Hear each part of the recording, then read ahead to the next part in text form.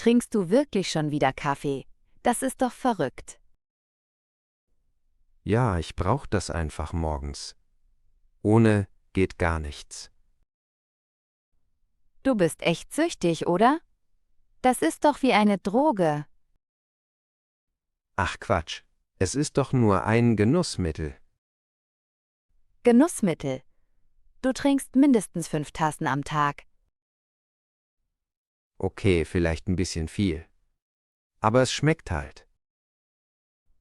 Naja, ich bleib lieber bei Tee. Da fühle ich mich besser. Tee ist ja auch schön, aber der Kick fehlt.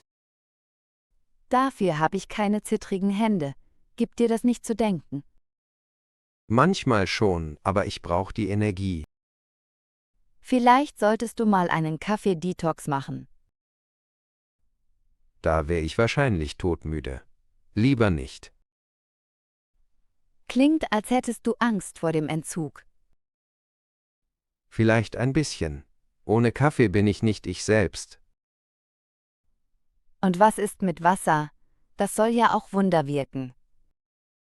Ja, Wasser ist gesund, aber kein Ersatz für Kaffee.